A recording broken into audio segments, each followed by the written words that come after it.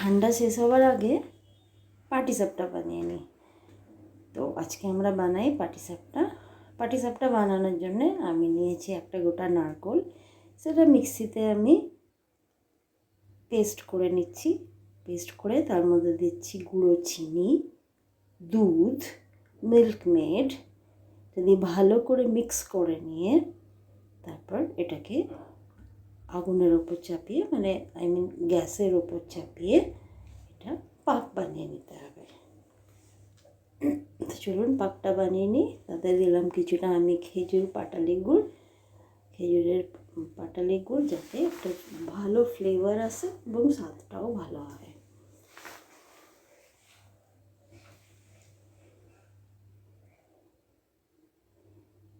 এবার আমি ঘোলটা বানানোর জন্য নেব এক বাটি, মানে 250 গ্রামস চালের গুঁড়ি, 150 গ্রাম ময়দা এবং 50 গ্রাম সুজি।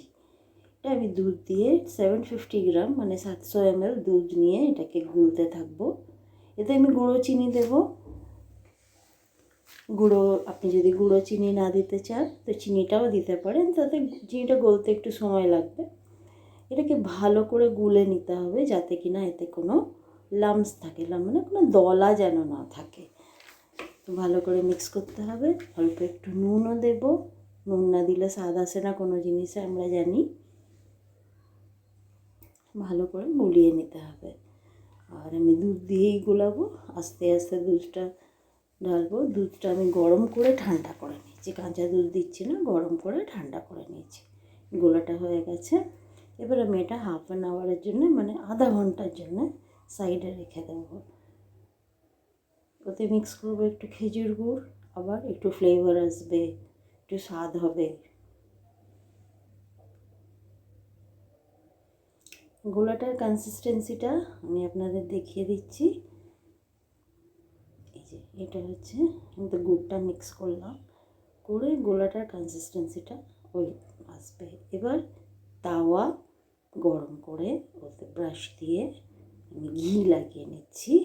ঘি লাগিয়ে তারপর আমি একটা চামচ গোলা দেব এবং এটা দিয়ে স্প্রেড করে নেওয়ার চেষ্টা করবো। একটু বাড়িয়ে নেব, একদম ছোট্টটা হবে না, একটু বাড়াতে হবে। পাতলা দেখুন ফুটো ফুটো হয়ে সুন্দর এটা জালিদার একটা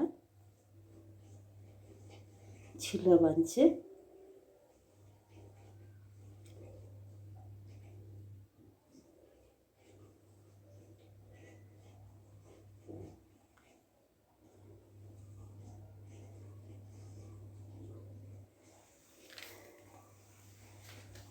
এটা নিচেটা যতক্ষণ না হবে একটু আপনাকে ধৈর্য ধরতে হবে। তারপর পুরটা দিয়ে, আমরা যে নারকেলের পুরটা বানিয়েছিলাম ওটা দিয়ে এটাকে ফোল্ড করে রোল করে দেব।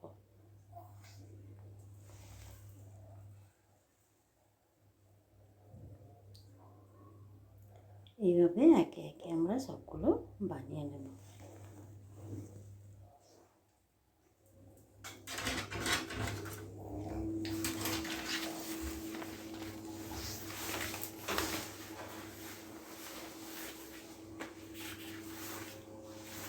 দেখুন বেনে গেল না সুন্দর সুন্দর টেস্টি টেস্টি পাটিসাপটা।